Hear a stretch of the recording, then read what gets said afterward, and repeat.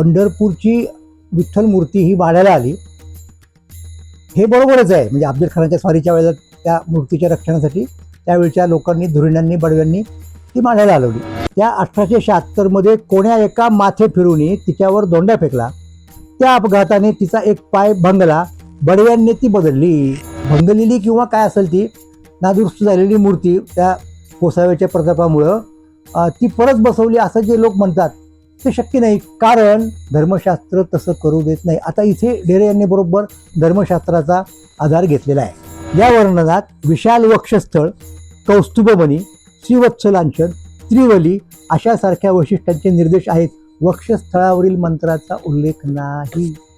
हा मधला पुरावा आहे 73 पूर्वीचा आणि बाबा पाद्यांनी वर्णन केल्यानंतरचा आहे. आणि वारकरी कीर्तनाची, भजनाची सुरुवातच मुळी कुठल्याही प्रकारच्या ही रूपपर अभंगाने होती. रूप पाहता रोचनी सुख झाले व साधनी हा ज्ञानोबारायांचा अभंग असेल किंवा सुंदरचे ध्यान उभा विटेवरी अशा प्रकारचा अभंग असेल. असे अनेक अभंग रूपपर सगळ्या संतांनी केलेले आहेत. एक वेगळं प्रकरणच असतं गाथेमध्ये रूपपर अभंग.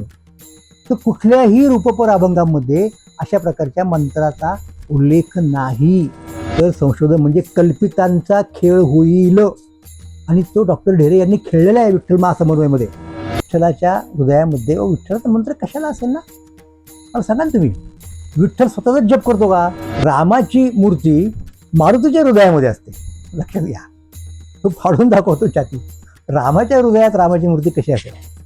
तर विठ्ठलाच्या अंतरंगात विठ्ठलाचा मंत्र कसा असेल?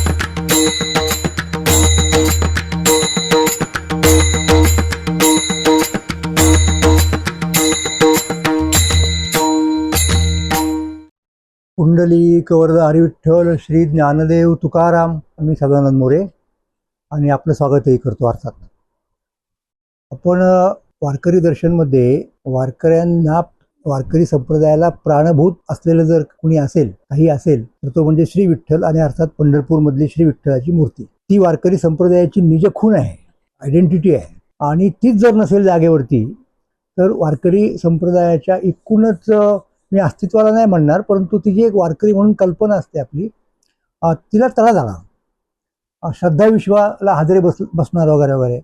आणि अशी काही एक गोष्ट घडली होती, हे मी तुम्हाला अगोदरच्या आपल्या पॉडकास्टमध्ये सांगितलेलं आहे आणि त्याचा उत्तरार्ध आपण आज बघणार आहोत.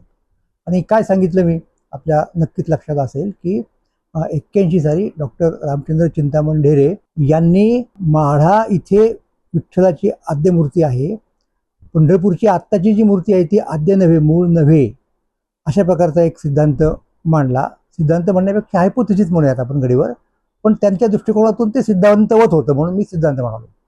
आणि मग त्यामुळं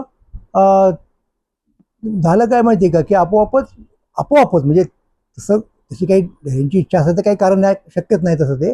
पण लोकांनाही कदाचित असं काही भीती वाटली की काय, मला माहीत नाही. म्हणजे काही लोकांनी त्यांच्या संदर्भात ज्या रिॲक्शन नोंदवल्या त्या मला वैयक्तिक पटल्या नव्हत्या. म्हणजे निषेध करणं वगैरे वगैरे. हा एक याचा प्रांत आहे, विद्वत चर्चेचा प्रांत आहे, संशोधनाचा प्रांत आहे.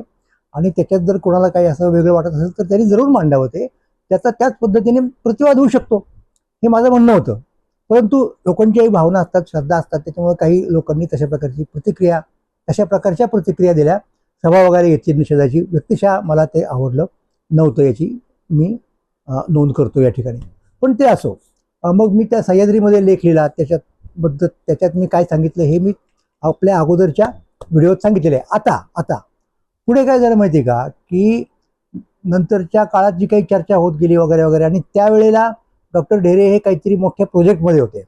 मला वाटतं UGC वगैरे त्यांना तो प्रकल्प मिळाला होता, महाप्रकल्प विठ्ठलासंबंधीचा, आणि तो त्यांना पूर्ण करायचा होता. यथावकाश त्यांनी तो पूर्ण केला.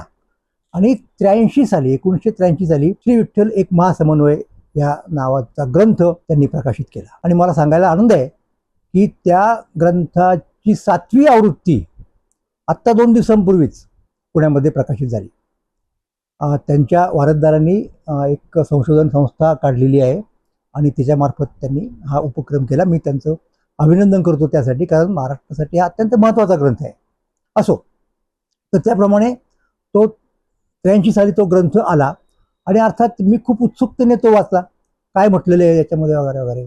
तर माझ्या लक्षात नंतर तो ग्रंथ वाचताना काही एक गोष्टी आल्या आणि मला वाटलं की आपण त्यांचाही प्रतिवाद करण्याची गरज आहे. कारण डॉक्टर ढेरे यांनी अगोदरच्या त्यांच्या लेखामधला म्हणजे केसरीमधल्या त्या 2 लेखामधला जो सिद्धांत होता तो सोडला. तो कोणता म्हणजे अर्धा सोडला. काय त्यातला भाग सोडला नेमका, की पंढरपूरची विठ्ठल मूर्ती ही माढ्याला आली हे बरोबरच आहे. म्हणजे अफजल खानाच्या स्वारीच्या वेळेला त्या मूर्तीच्या रक्षणासाठी त्यावेळच्या लोकांनी, धुरीणांनी, बडव्यांनी ती माढ्याला हलवली, एकदम मान्य. पुढचा जो मुद्दा होता की त्या मूर्तीच्या छातीवरती मंत्र होता. तर तशा प्रकारचा मंत्र माढ्याच्या विठ्ठलाच्या मूर्तीवरती आजही आहे. म्हणून याचा अर्थ असा की ती मूर्ती माढ्यालाच राहिली, माढ्यावरून पंढरपूरला गेली नाही. म्हणजे पंढरपूरला आजची जी मूर्ती आहे जिच्या छातीवरती जो मंत्र नाही ती काय मूळ मूर्ती नव्हे, हा तो सिद्धांत होता. आणि त्यातला कोणता भाग त्यांनी नेमका वगळला, तर माढ्याला जी मूर्ती आहे ती आद्य विठ्ठल मूर्ती त्यांच्या म्हणण्याप्रमाणे जी होती तो त्यांना बदलावा लागला. पण मूळ मूर्ती जी होती ना, खरोखर पंढरपूरवरनं माढ्याला आलेली, तिच्या छातीवरती तो होताच होता. हा त्यांचा मुख्य सिद्धांत त्यांनी वगळलेला नाही. मी तुम्हाला मागच्या याच्यात म्हटलेलो आहे, व्हिडिओमध्ये काय म्हटलेलो आहे की आपल्या सिद्धांताच्या भोवती एक प्रोटेक्टिव्ह बेल्ट तयार केला जातो वैज्ञानिकांच्याकडनं, संशोधकांच्याकडनं, आणि शक्यतो ते त्याचा बचाव करण्याचा प्रयत्न करतात आपल्या सिद्धांताचा. आणि त्यामुळं तो जर त्यांनी केला असेल डॉक्टर ढेरे यांनी, तर ते अस्वाभाविक किंवा त्यात चुकीचं काही आहे असं मी म्हणणार नाही. तर तो हा मुद्दा त्या ठिकाणी आला.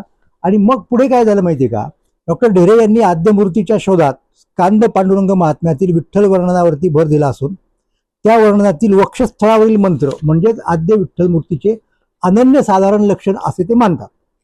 अशा प्रकारचा मंत्र असलेली मूर्ती सोलापूर जिल्ह्यातील माढे येथे आहे. तेव्हा तीच विठ्ठलाची आद्य मूर्ती असली पाहिजे असे त्यांचे पूर्वी मत होते. महासमन्वयात त्यांनी हे मत बदलले आहे. परंतु वक्षस्थळावरील मंत्र हे आद्य मूर्तीचे लक्षण हा त्यांचा सिद्धांत अद्याप कायम आहे. त्यांच्या आताच्या मांडणीनुसार माढ्याची मूर्ती आद्य नसून आद्य मूर्तीसारखी आहे, म्हणजे पंढरपूरच्या आद्य मूर्तीसारखी. आणि आद्य मूर्ती इसवी सन 1873 पर्यंत पंढरपुरात विराजमान होती. हे त्यांनी महासमन्वयाच्या 149 पानावरती लिहिलं. म्हणजे राजवाडे वगैरे जे लोक म्हणत होते की ती मूर्ती परत नेली पंढरपूरला माढ्यावरून, हे त्यांनी इथे मान्य केलेलं आहे, की जे मी आधीच म्हणालो होतो आपल्या त्या सह्याद्रीमधल्या लेखातून. मग पुढे काय झालं, जेव्हा हे माझ्या वाचनामध्ये आलं तेव्हा पुढे मी त्याचा खूप विचार केला. आता कसं घडलं हे ढेऱ्यांच्या पद्धतीने सांगतो की इसवी सन 1659 मध्ये अफजल खान स्वारी करून आला तेव्हा संभाव्य धोक्यापासून मूर्तींचा बचाव करण्यासाठी बडव्यांनी मूर्ती माढ्याला हलवली, मान्य. पुढे खानाचे संकट टळल्यावरती मूर्ती परत पंढरपुरात आणण्यात आली, हे आत्ता ढेऱ्यांना मान्य आहे, पूर्वी नव्हतं. या घटनेच्या स्मरणार्थ महादजी निंबाळकरांनी बांधलेल्या मंदिरात माढेकरांनी आद्य विठ्ठल मूर्ती बरहुकूम म्हणजेच हृदयावरती मंत्राक्षरे असलेली दुसरी मूर्ती बनवली, असे ढेरे आता राजवाडे आणि परंपरा यांच्या आधारे म्हणतात. म्हणजे मूळ मंत्र असलेली मूर्ती माढ्यावरनं ते संकट दूर झाल्यावरती पंढरपूरला गेली, हे आता ते मान्य करतात. मग आत्ताच्या माढ्याच्या मूर्तीची काय पोझिशन आहे, ती आद्य नाही, पण मग ती स्मरणार्थ पंढरपूरची मूर्ती इथे होती, तिच्या स्मरणार्थ माढ्यातल्या लोकांनी, महाजी निंबाळकरांनी वगैरे वगैरे जे पुणे असतील ते, त्या मूर्तीवरती पंढरपूरच्या मूर्तीसारखा श्लोक कोरला आणि ती प्रस्थापित केली, ती स्थापन केली तिथे माढ्यामध्ये, असं आता ढेरे म्हणायला लागले. म्हणजे सर्वनाशे समुत्पन्ने अर्धम त्याची पंडिता, अशा प्रकारची एक म्हण संस्कृतमध्ये आहे. त्या म्हणीचं कदाचित हे उदाहरण असू शकेल असं मी सूचित करतो. आता हे त्यांना का मान्य झालं, अगोदर मान्य नसलेलं? आधी काय म्हणत होते की ती माढ्यालाच राहिली मूर्ती, पंढरपूरला आहे ती दुसरीच मूर्ती आहे. आता तिथे अनेक प्रश्न निर्माण होतात किंवा पंढरपूरच्या लोकांनी ते कसं मान्य केलं असेल, भाविकांनी कसं मान्य केलं असेल, आणि भाविकांना कळलं नसेल की ही मूर्ती इथे नाही माढ्याला आहे, मग आपोआप पंढरपूरची सगळी यात्रा माढ्याला का नाही लुटली, माढं दुर्लक्षित कसं काय राहिलं, असे प्रश्न उपस्थित होतात. पण ढेऱ्यांनी काही त्या प्रश्नांकडे लक्ष दिलं नाही, कारण त्यांना त्यांचा सिद्धांत वाचवायचा होता. हा पहिल्यापासून हा त्यातला मुद्दा आहे. आता त्यांची अडचण कुठे झाली बघा, याचे कारण म्हणजे त्यांना मान्य काय होतं, हे पंढरपूरची मूर्ती काय म्हणत त्याला ती बरेच दिवस होती तिथे, तीच आली परत, हे का मान्य झालं? इसवी सन 1805 मध्ये धर्मसिंधुकार बाबा पाध्ये यांनी आपल्या विठ्ठल ध्यान मानस पूजा बाबा पाध्ये हे धर्मसिंधू नावाचा अत्यंत महत्वाचा ग्रंथ लिहिला. ते पंढरपूरचे निवासी होते, विठ्ठलाचे भक्त होते. आणि या ग्रंथाचं एक वेगळं वैशिष्ट्य आहे की भारतामधलं जे धर्मशास्त्र आहे त्या धर्मशास्त्रामधला शेवटचा जर कुठला ग्रंथ असेल तर तो हा आहे, बाबा पाध्ये. आणि हे मोरोपंतांची व्याही, मोरोपंत कविवर्य जे होते बारामतीचे, त्यांची ही व्याही. आणि धर्मशास्त्राचा इतिहास डॉक्टर पावा काणे यांनी जो लिहिला अनेक खंडात्मक, की ज्यासाठी त्यांना भारतरत्न पदवी मिळाली, त्या धर्मशास्त्राच्या परंपरेतले शेवटचे शिलेदार कोण असतील तर बाबा पाध्ये. मग आता त्यांनी विठ्ठल ध्यान मानस पूजा हे स्तोत्र लिहिलं विठ्ठलाचं, आणि त्या स्तोत्रात विठ्ठलाचे वर्णन करताना वक्षस्थळावर षडक्षर मंत्र असलेला तो असं केलेलं आहे. म्हणजे याचा अर्थ काय झाला की बाबा पाद्यांच्या समोर पंढरपूरमध्ये येथे असलेली जी मूर्ती होती पंढरपूर येथे, ती माड्यावर ढेऱ्यांच्या म्हणण्याप्रमाणे मूर्ती मंत्र असलेलीच मूर्ती होती, पाद्य म्हणतात त्या अर्थी. म्हणजे याचा अर्थ की माड्यावरनं ती परत आली. मग हे पाद्यांच्या वेळची गोष्ट आहे. पण आज मितीला जी मूर्ती आहे त्या मूर्तीच्या वक्षस्थळावरती पंढरपूरमधल्या मूर्तीच्या हा मंत्र नाही. याचा अर्थ त्यांनी असा लावला की दरम्यानच्या काळात बाबा पाद्यांच्या नंतर केव्हा ना केव्हा तरी ती मूळ मूर्ती जी होती पंढरपूरलाच होती, तिचं काहीतरी बरं वाईट झालं आणि तिच्या जागी दुसरी आजची मूर्ती बसवली गेली. हे डेरे म्हणू इच्छित आहेत. आता ती कुठे गेली, काय गेली वगैरे त्याच्यावरच सुद्धा त्यांचं उत्तर आहे. पण त्यांना हे मान्य करावं लागलं की बाबा पाद्यांच्या काळापर्यंत, म्हणजे 1805 मध्ये त्यांनी तो जो ग्रंथ लिहिला मानस पूजा, तिथपर्यंत ती मूर्ती तिथे होती मंत्र असलेली. नंतर काय झालं तिचं, केव्हा झालं, हा प्रश्न केव्हाही ढेरांना विचारला जाणार ना, हे जर तुम्ही मान्य करता तर त्यासाठी त्यांना एक चांगलं उत्तर सापडलं आणि ते त्यांनी त्या आपल्या पुस्तकात महासमन्वयामध्ये दिलं. काय उत्तर येते बघा. डॉक्टर ढेरे म्हणतात, इसवी सन 1876 मध्ये, म्हणजे मला असं वाटतं की जवळजवळ 71 वर्षांनी बाबा पाद्यांनी विठ्ठल ध्यान मानस पूजा लिहिल्यानंतर, बरोबर आहे, त्या 1876 मध्ये कोण्या एका माथे फिरून तिच्यावर दोंडा फेकला. त्या अपघाताने तिचा एक पाय भंगला, बडव्यांनी ती बदलली. हे त्यांचं म्हणणं आहे. झाला पूर्ण इतिहास इथपर्यंतचा. आणि तीच मूर्ती आज आपल्या समोर आहे. म्हणजे आज आपल्या समोर जी विठ्ठल मूर्ती आहे पंढरपूरमध्ये, ती मूळ विठ्ठल मूर्ती नाही. पण आपण ती कशी असेल हे सांगू शकतो. कशी असेल तर आज माढ्याला जी मूर्ती आहे तशी ती असेल. कारण माढ्याची मूर्ती ही मूळ विठ्ठल मूर्तीची पंढरपूरमधल्या वक्षस्थळावरती मंत्र असलेल्या प्रतिकृती आहे. हा त्याचा मुद्दा झाला आणि तो मुद्दा त्यांनी त्या आपल्या महासमन्वयमध्ये प्रकर्षाने मांडलेला आहे. मूळ सिद्धांत पूर्णपणे गेलेला नाही, लक्षात घ्या. तो वाचला. तो कोणता आहे की मूळ मूर्तीवरती मंत्र होता. मी त्याच्यावरती जे आक्षेप घेतले ते त्यांनी मान्य केले नाही. किंबहुना मी असं म्हणेन की विठ्ठल एक महासमन्वय लिहिताना नक्कीच त्यांना माझ्या त्या लेखाचा उपयोग झालेला आहे. त्यांनी मान्य केलं होतं, आमचे मित्र आणि माझ्याही समोर आता चर्चा होताना सुरेश जोशी यांच्याकडे पत्रच लिहिलं होतं खरं तर, की सदानंद मोरे यांच्याशी संवाद होऊ शकतो असं त्यांनी म्हटलेलं होतं. तर तसं काही संवाद नंतर त्यांनी केलं नाही त्या पद्धतीचा. आणि मी जे आक्षेप घेतले होते त्यांच्याकडे त्यांनी काय त्याला म्हणतो आपण नजर अंदाज करणे, म्हणजे काळंगरवा केला, त्यांची दखल घेतली नाही. ते महत्त्वाचे आक्षेप होते जे मी आपल्या अगोदरच्या पॉडकास्टमध्ये सांगितलेले आहेत आणि जे मी सह्याद्रीच्या त्या अंकातून मांडले होते त्या लेखामधून. पण ठीक आहे, तो त्यांचा मुद्दा होता. त्यांना ते महत्त्वाचे पुस्तक लिहिताना वाटलं नसेल, किंवा वाटलं तरी त्यांना आपला सिद्धांत वाचवायचा असेल म्हणून त्यांनी तिकडे दुर्लक्ष केलं. हरकत नाही. तर आता हे सगळं झाल्यानंतर याच्यावरती माझं काय म्हणणं मी सांगणारच आहे. त्यामुळं त्यांचा सिद्धांत पूर्णपणे मोडीत निघतो.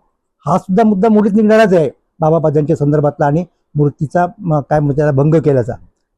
तर ते मी सांगतो, पण तत्पूर्वी मला एक सांगू देत की ते सुद्धा महत्त्वाचं आहे. ते असं आहे की मी पुस्तक वाचल्यानंतर माझ्या लक्षात आलं की याचाही प्रतिवाद करणं आपलं कर्तव्य आहे.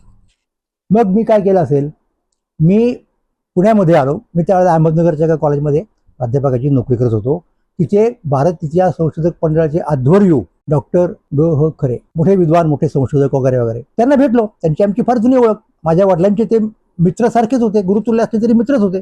लहानपणापासून मी वडिलांच्या बरोबर मंडळात जायचो, तेव्हापासून तात्यांची आणि माझी चांगली ओळख वगैरे होती. त्यांना माहिती होतं मी काय करतोय वगैरे वगैरे. माझा लेखही सह्याद्रीचा त्यांनी वाचला होता. मी त्यांना सांगितलं की ढेऱ्यांच्या या संशोधनाबद्दल माझं असं असं म्हणणं आहे आणि ते मांडण्यासाठी मला भारत इतिहास संशोधक मंडळाचं व्यासपीठ पाहिजे. तात्यांनी ताबडतोब मान्यता दिली आणि माझं व्याख्यान ठरलं त्याप्रमाणे मी व्याख्यान दिलं या विषयावरती आणि त्या व्याख्यानातनं ढेऱ्यांचे सगळे मुद्दे खोडून काढले.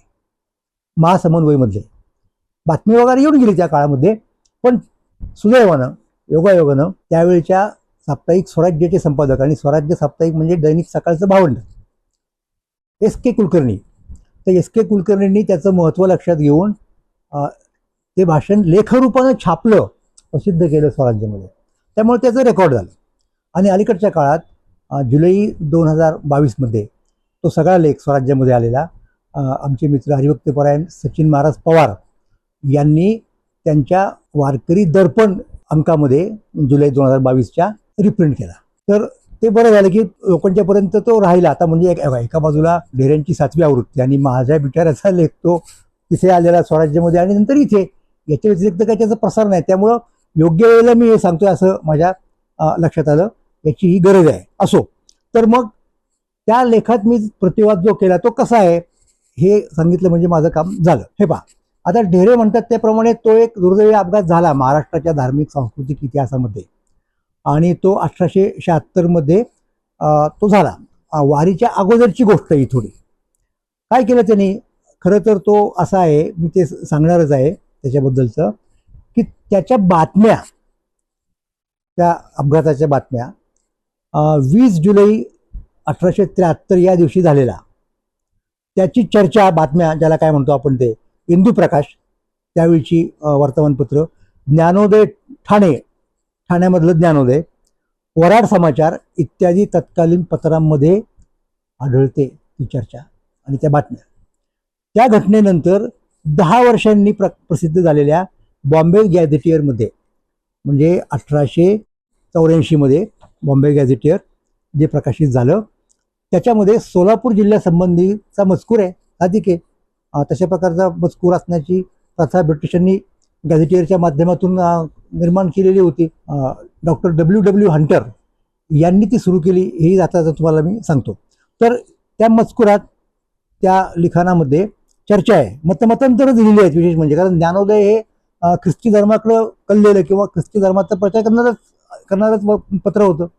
त्यामुळे मूर्तीपूजेवरती कदाचित त्यांनी त्याच्यात ताशेरे ओढले असतील, पण ते काही असो.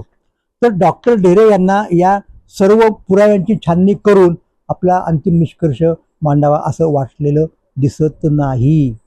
तर मी ते अंक पाहिल्यानंतर एकदा ढेरेंनी परत एकदा वेगळ्या पद्धतीने तोच मुद्दा मांडलेला आहे, अर्ध्याचा त्याग करून, हे जेव्हा लक्षात आलं तेव्हा मला ते मुळापर्यंत जावं लागलं.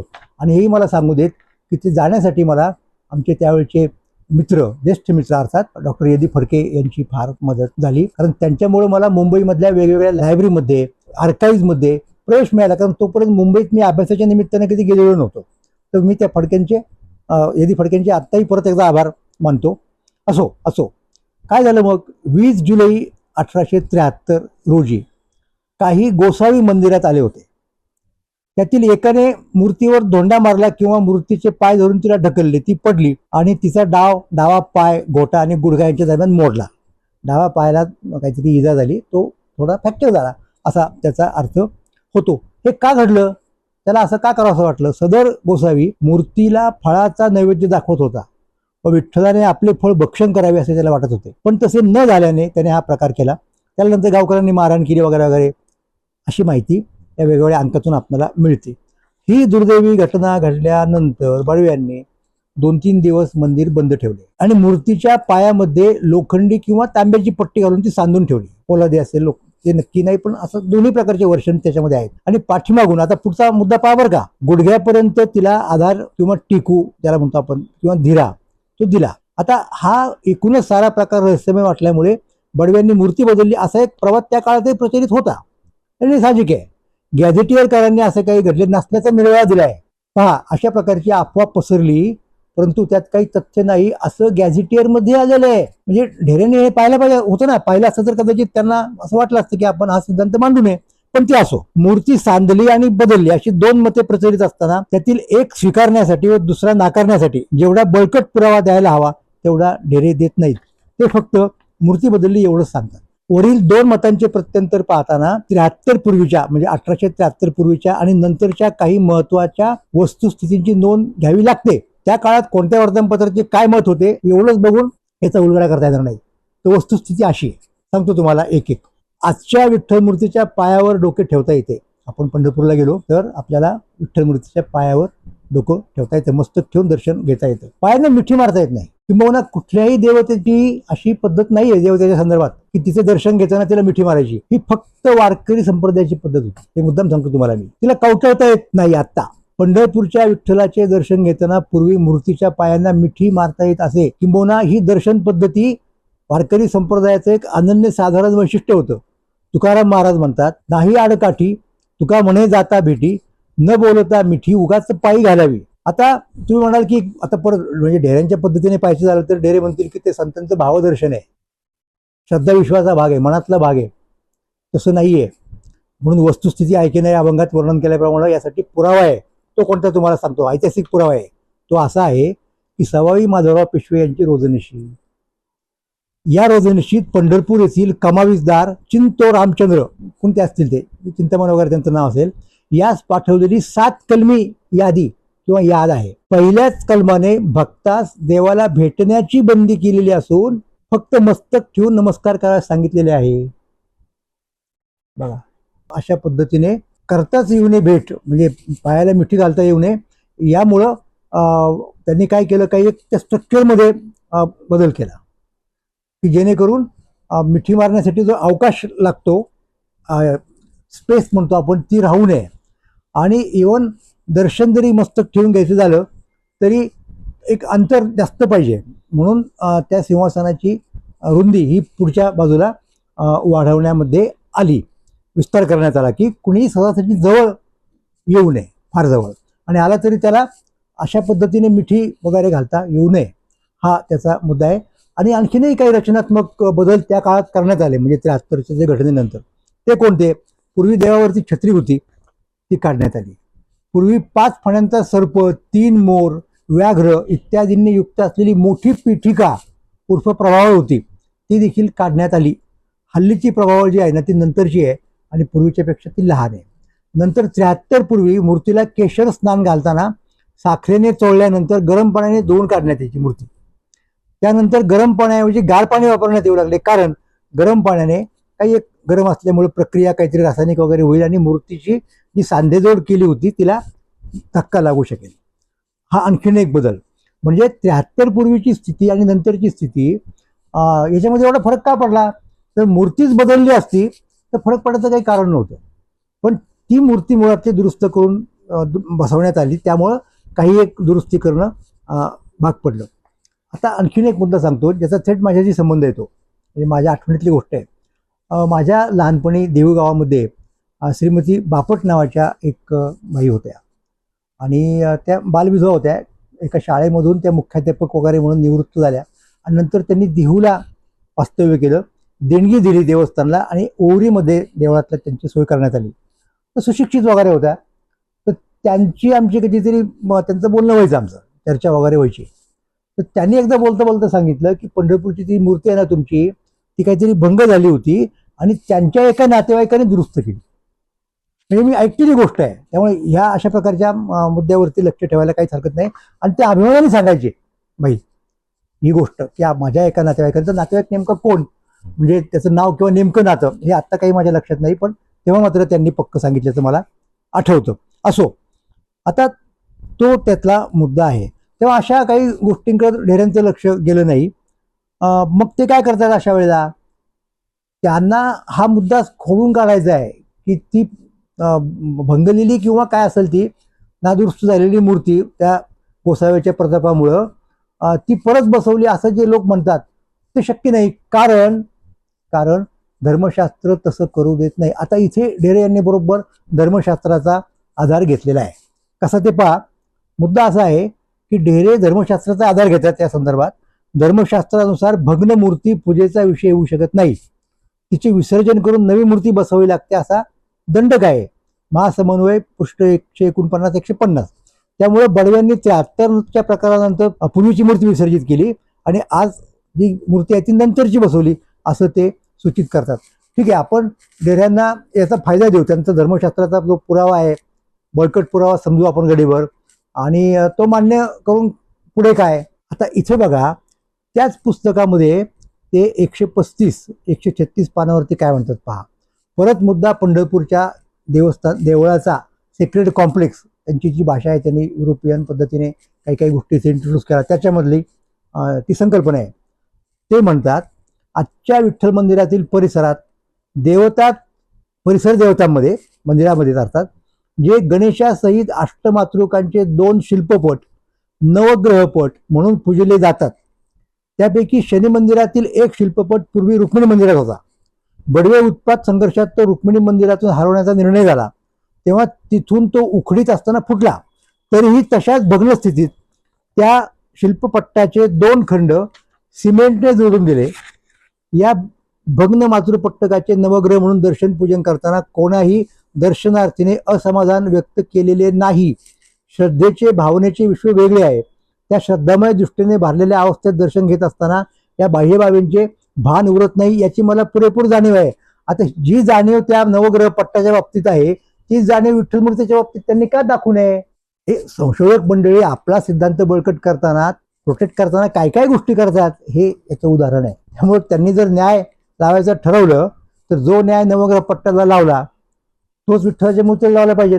कारण तेही भावनेचं विश्व आहे, श्रद्धेचं आहे, तिथेही बाह्य गोष्टींचं भान उरतं कामा नये भाविकांना. त्याच्यामुळं हा मुद्दा काही डेऱ्यांचा खरा नाही. आता तेच मी म्हटलं की त्यांना तो स्वार्थरक्षणाचा बनाव वाटला.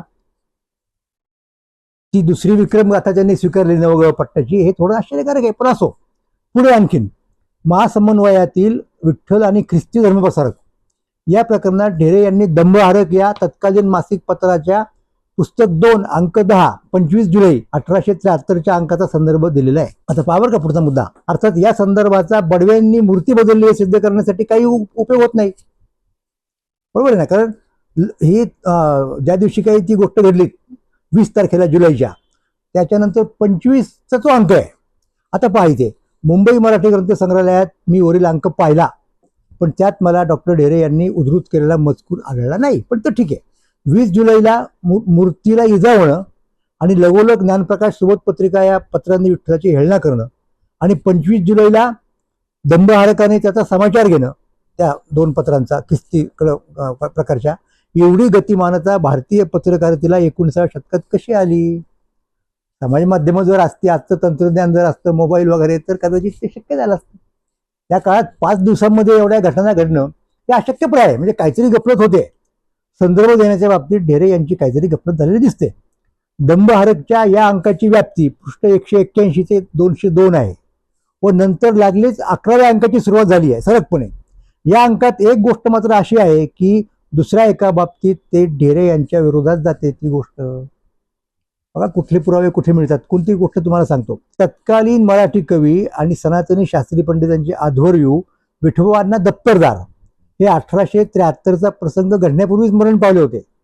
त्यामुळे त्यांनी जे वर्णन केलेलं आहे मूर्तीचं, ते बडवे प्रतिष्ठित विठ्ठल मूर्तीचे नसून आद्य मूर्तीचेच असणार. म्हणजे 73 नंतर जे वर्णन केलं मूर्तीचं, जी आता ढेरे म्हणतात की ती बडव्यांनी नंतर बसवली, तिचं वर्णन करणं काही शक्य नाही विठोबांनी. कारण विठोबांना आधीच कालवश झाले होते. तर ते वर्णन अशा प्रकारे विठ्ठल मूर्तीचे नसून आद्य मूर्तीचे असणार हे नक्की आहे.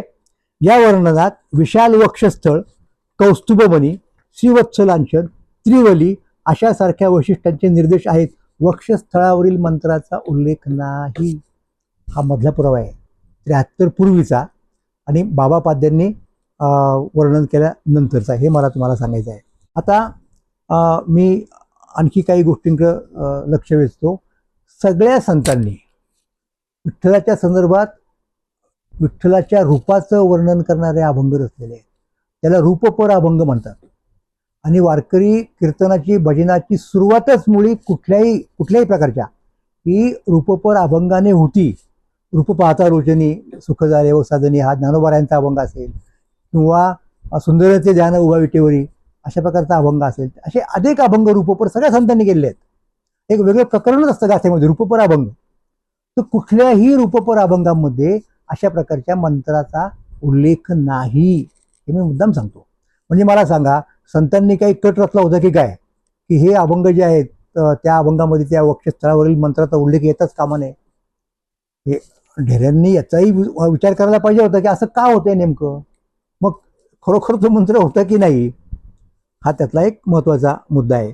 आणखीन विष्णुदास नामा, बहिणाबाई आणि महिपती यांनी सुद्धा त्या संस्कृत महात्म्यांच्या आधारे काही एक रचना केल्या आहेत पंढरीच्या वरती क्षेत्राच्या संदर्भात.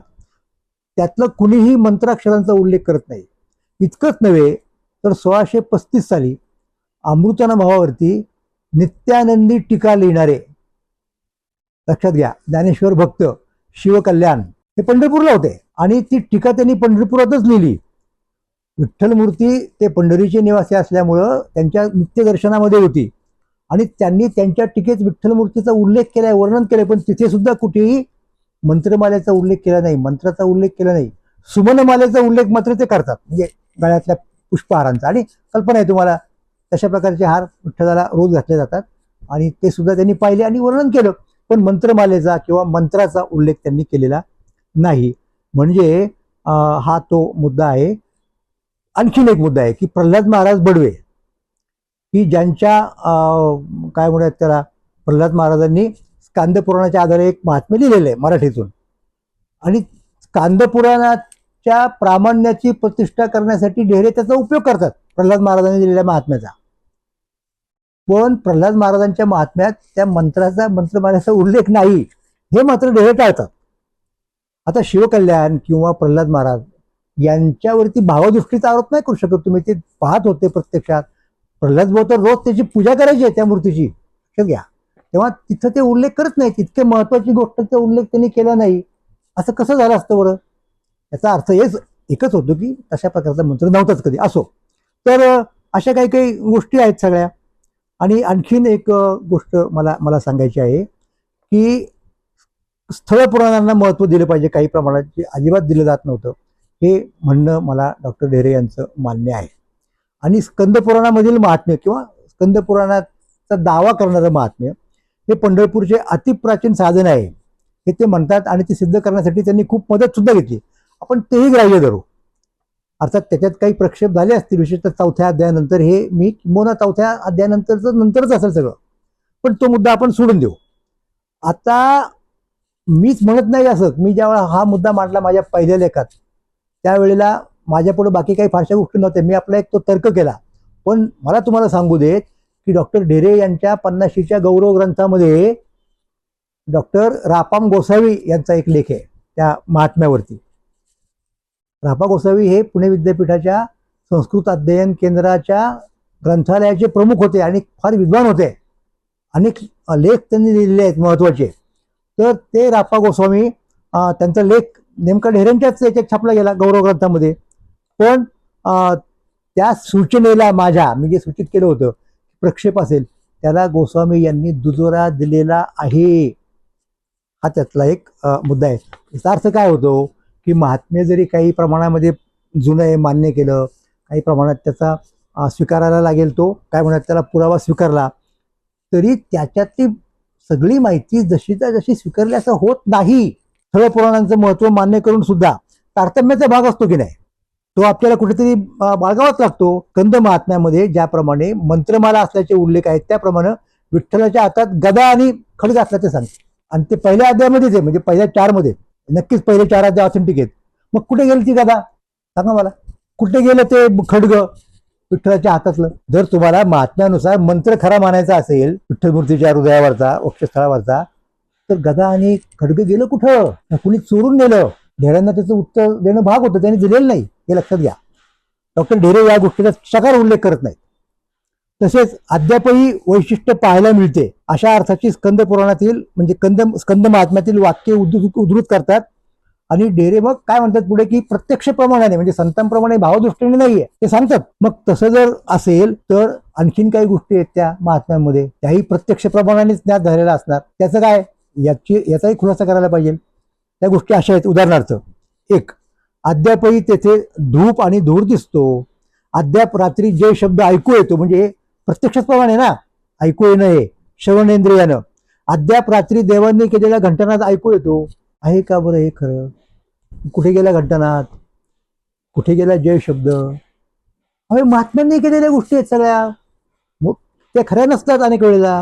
आता महात्मा काय, मग महात्म्यकार हुशार असतात. ते काय म्हणणार की हे फक्त पुण्यवान लोकांना शक्य होतं, तो घंटानाद करणाऱ्या लोकांना पुण्य असलं पाहिजे तर ऐकू येईल. आणखीन काय काय जय शब्द. शेवटी मुद्दा काय माहिती आहे का, की ठीक आहे महात्म्यामध्ये अनेक गोष्टी असतात, त्या तारतम्याने घ्यायच्या असतात. केवळ महात्म्य मिळालं आपल्याला जुनं आहे यावरून त्यातल्या सगळ्या गोष्टींच्यावरती विश्वास ठेवता येत नाही. तसं जर घ्यायचं ठरलं, विश्वास ठेवायचा ठरला, तर संशोधन म्हणजे कल्पितांचा खेळ होईल.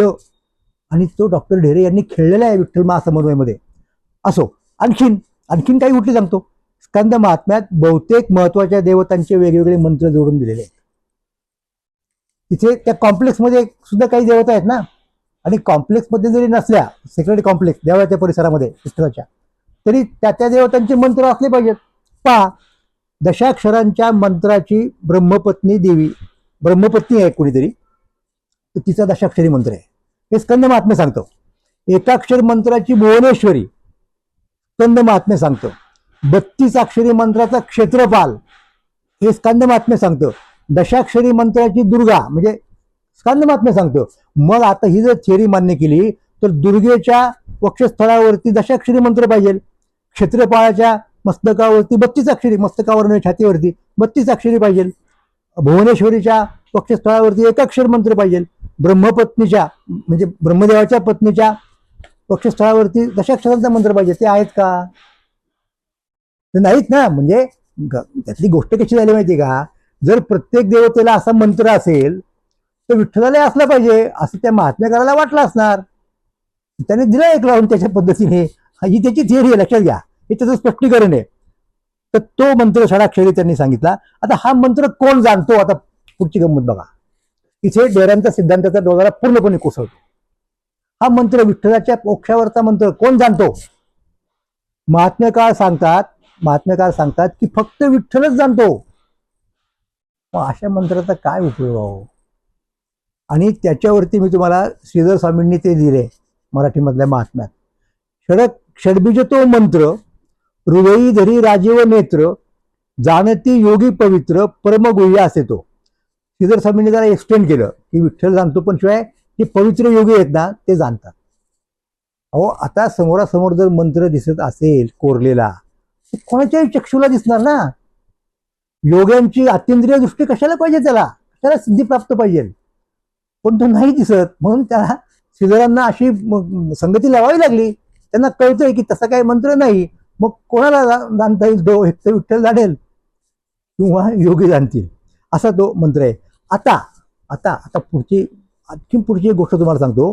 आता हे हा सगळा घोळ का झाला याचं स्पष्टीकरण करता आलं पाहिजे. महात्म्यकाराला ते कळलं नाही, अमुक तमुक वगैरे वगैरे, का नाही कळलं परत, हाही मुद्दा आहे. म्हणजे महात्म्यकाराला कदाचित कळलं असेल, परंतु निदान मूर्तिकाराला कळलं नाही, हिचं आपण नक्की म्हणू शकतो. किमान का नाही कळलं त्याचं कारण आहे, आणि त्या कारणाचा संबंध संस्कृत भाषेच्या रचनेशी आहे. मी काही संस्कृत तज्ञ वगैरे नाही बरं का, हे मला तुम्हाला सांगू देत.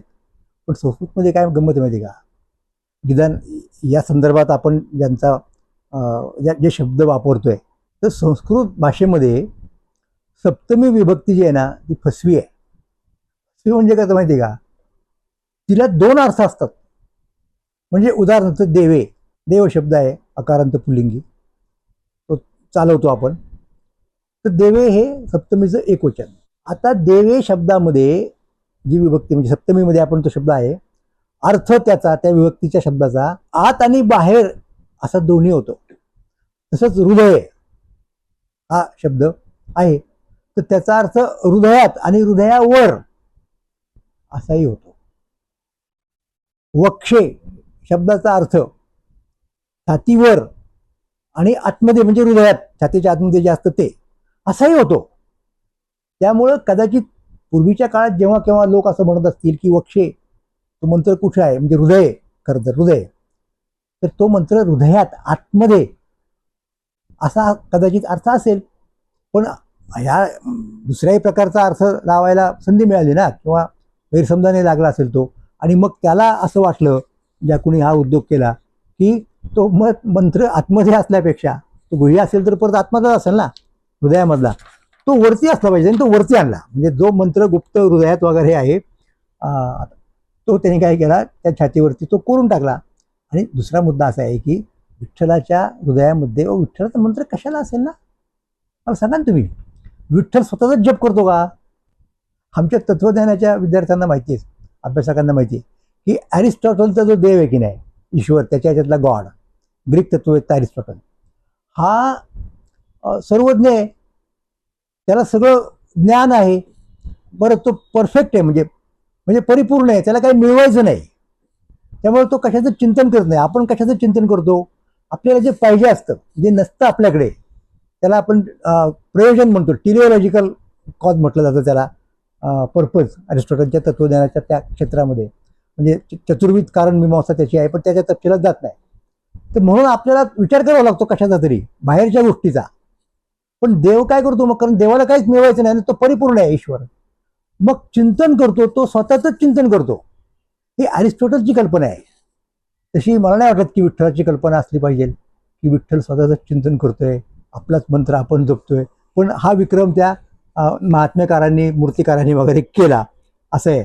किंबहुना श्रीधर स्वामी नाझरेकर म्हणतात त्याप्रमाणे तो मंत्र देवाला किंवा योग्यांना काय माहिती, कारण त्यांना आत काय ते कळतं ना, सामान्य माणसाला कसं कळणार? म्हणून की काय कोणाला ठाऊक, ज्याने कुणी तो मंत्र कोरला त्यानं तो आतला मंत्र बाहेर आणला असं म्हणू शकतो आपण. पण मग त्याला कसा कळला आतमध्ये काय आहे ते? अर्थात ते महात्म्यात दिलेले आहे कुठ श्लोकाच्या माध्यमातून, हा त्याच्यातला मुद्दा आहे. जसं आता मी तुम्हाला सांगतो की मला वेगळाच मुद्दा आठवला की रामाची मूर्ती मारुतीच्या हृदयामध्ये असते. लक्षात घ्या, तो फाडून दाखवतो छाती. रामाच्या हृदयात रामाची मूर्ती कशी असेल? तर विठ्ठलाच्या अंतरंगात विठ्ठलाचा मंत्र कसा असेल, वगैरे वगैरे वगैरे. आता आणखीन काही गोष्टी पाहिल्या पाहिजेत बरं का. मंत्राचा उल्लेख स्कांद महात्म्य पण आहेत, महात्म्यात पण आहे, आणि पाद्म महात्म्यात पण आहे. पण त्या मंत्राच्या वेगवेगळ्या हकीकती आहेत दोघांच्या मध्ये. म्हणजे कसं की स्कांद महात्म्यात बलराम पंढरपूरला येतो आणि त्याला मंत्राक्षर दिसतात. म्हणजे बलराम तिथे येण्या अगोदरच कुणीतरी ते कोरलेलं आहे, म्हणजे आद्य याला काय म्हणू त्याने. तर पाद्म महात्म्यामध्ये स्वतः बलराम मंत्राक्षर कोरतो. आता काय करायचं बघा, केवढी विसंगती आहे. गंमत पुढे आणखीन मंत्राची द्या. या मंत्राचा संबंध पुत्रप्राप्तीशी आहे. मंत्राला फलश्रुती असते ना काहीतरी. मंत्र उगीच जपत नाही कुणी. अहो, मंत्राचा जप उगीच कुणी मंत्र जपत नाही, काहीतरी त्याच्यातून मिळवायचं असतं. तर महात्म्यात असं म्हटलेलं आहे, पाद्म महात्म्यात, की रुक्मिणीने हा मंत्र जपला तेव्हा तिला प्रद्युम्न नावाचा मुलगा झाला. कृष्णाचा थोरला मुलगा आहे. रुक्मिणीने मंत्र जपला हा मंत्र. आणि आता हे ऐतिहासिक दृष्टिकोनातून पूर्ण विसंगती, हा भाग सोडून द्या आपण. शंकर नारदाला उपदेश करतात त्या पाद्म महात्म्यात, तेव्हा नारदा तू देखील हा मंत्र जप. म्हणजे आता नारदाला लग्न करावं लागेल, आणखीन काय काय वगैरे वगैरे, तो भाग वेगळा. तर आणखीन एक सांगतो, ज्या चांगा केशवदासाला हा षडक्षर मंत्र मिळाला असा उल्लेख ढेरेंनी केलेला आहे, महासमन्वय 128 129. त्यात चांगा केशवदास किंवा मुदेश, चांगा मुदेश काही असेल तो, याने या मंत्राच्या जोरावर एका विधवा स्त्रीला पुत्रप्राप्ती करून दिल्याचा उल्लेख मिळतो. श्यामजी गोसावी कृत चांगा मुदेश चरित्र, हा उल्लेख बहुतांश ढेरे तिथं करत नाहीत त्यांच्या याच्यामध्ये. असो असो, तर आपणाला काही काही ज्या गोष्टी मिळतात त्या निष्कर्षात्मक रीतीने मी सांगतो, आणि मला असं वाटतं आपण संपूयात हा सगळा चर्चेचा पसारा. एक, सर्वत्र मंत्र षडक्षर असल्याचे म्हटले आहे. 2, स्कांद महात्म्यातील प्रत्यक्ष मंत्र षडक्षर नसून श्रीकृष्णाय नमः या मंत्राचे कुटतेने वर्णन करणारा 32 अक्षरी श्लोक आहे. परत त्यात श्रीकार नाहीये त्या श्लोकात, कुटतेमध्ये त्याच्या कृष्णापासूनच सुरुवात झालेली आहे. डॉक्टर ढेरे यांनी मधल्या काळात महाराष्ट्र टाइम्समध्ये लेखात तो उद्धृत केला आहे. मला काहीतरी गफलत झाली असेल कदाचित माझी, महाराष्ट्र टाइम्समध्ये त्यांनी लेख केला की नाही मला माहीत नाही, कदाचित तो आपल्याला केसरीमध्ये म्हणायचा असेल. ठीक आहे, हाच कुटश्लोक माढा येथील मूर्तीवर कोरलेला आहे. परंतु पाद्म महात्म्यातील कुटश्लोक वेगळाच आहे. इतकेच नव्हे तर त्यात 2 कुटश्लोक आलेले आहेत वेगवेगळ्या अध्यायांमध्ये. आता पुढचा मुद्दा माझा, विठ्ठल मूर्तीच्या वक्ष्यावर खालीलपैकी एकच गोष्ट असू शकते. एक, खुद्द षडक्षरी मंत्र, खरोखरचा, पंचाक्षरी नव्हे. ब, कांद महात्म्यातील कुटश्लोक, मंत्र नव्हे. क, पाद्म महात्म्यातील कुटश्लोक पुढचा, किंवा पाद्म महात्म्यातील दुसरा कुटश्लोक. एकच काहीतरी असलं पाहिजे. मग एकच असलं तर त्याचंच वर्णन सगळीकडे पाहिजे किंवा उल्लेख. मग वेगळा उल्लेख कसे येतात वेगवेगळे, वेगवेगळ्या महात्म्यातनं किंवा एकाच महात्म्यातनं 2-2. 6वा मुद्दा, जर खुद्द षडक्षर मंत्र मूर्तीवरती कोरलेला असेल तर या प्रत्यक्ष दृश्य मंत्राचे कुटतेने वर्णन करण्यात महात्म्यांनी काय साधले याचे स्पष्टीकरण करायला पाहिजे.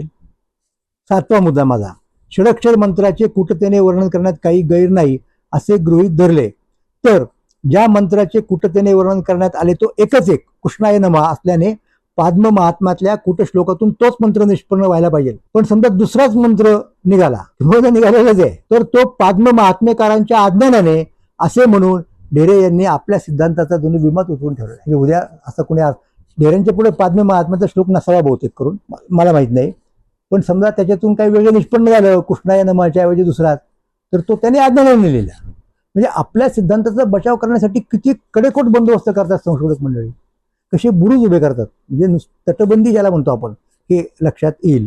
ढेरे यांना पण मंत्र धडधडीत उघड्या डोळ्यांना दिसणारा होता, मग असं अज्ञान कसं काय उत्पन्न झालं. असो, मूर्तीवरती षडक्षर मंत्र नसून कुटश्लोक होता असे मानताच येत नाही. कारण मग स्कांद महात्म्यात एक श्लोक व पाद्म महात्म्यात दुसरा आणि तिसरा, हे कसे काय. ढेरे परत म्हणणार की पाद्म महात्मेकारांच्या आज्ञानाने, परत तोच आक्षेप घेता येतो की असं अज्ञान कसं निर्माण झालं. मग असो, तर माझं जे मुख्य म्हणणं आहे म्हणजे त्या मंत्राच्या उत्पत्तीबद्दलचं, गैरसमजाबद्दलचं, श्रीधर स्वामी नाझरेकर यांच्या महात्म्याचा, मराठीमधल्या महात्म्याचा आधार ढेरे यांनी मुळातलं स्कांद महात्म्य प्रमाणित करण्यासाठी घेतलेला आहे, याचा उल्लेख मी केला. आता आपल्या ग्रंथात श्रीधर स्वामींनी मंत्राचा उल्लेख अनेकदा केलेला आहे. ह्या उल्लेखांचा उल्लेख कदाचित ढेरे करत नाहीत. ते अत्यंत महत्त्वाचे उल्लेख आहेत आणि ते ढेऱ्यांच्या सिद्धांताला आडवं जाणारे आहेत. ते मी सांगतो आणि आटोपत घेतो. बघा, पहिला उल्लेख श्रीधर स्वामी, अध्याय 2, 83वा, मुक्तमाला परिकर तेची मंत्रमाला षडक्षर, मंत्र मुक्तावली एकसर, ते योगीश्वर जाणती. ओके. दुसरा, हृदयी षडक्षर मंत्र तेची मुक्तमाळ पवित्र.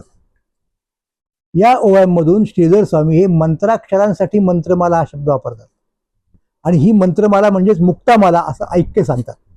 वास्तविक श्रीधर स्वामींना मंत्रमाला हीच मुक्तामाला असे म्हणायचे नसून मुक्तमाला हीच मंत्रमाला आहे असे म्हणायचे आहे.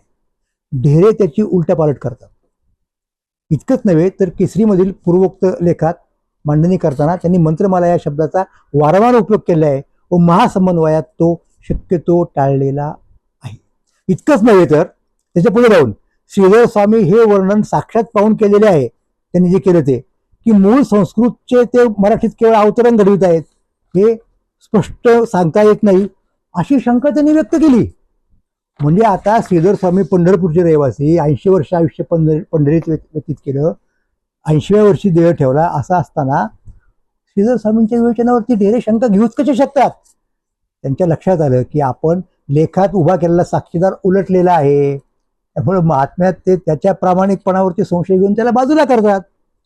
बचाव करताना संशोधक काय काय करू शकतात आपल्या सिद्धांताचा, याचं हे मूर्तिमंत उदाहरण आहे. सगळ्या संशोधकांनी इथून पुढच्या याच्यातून धडा घ्यायला पाहिजे.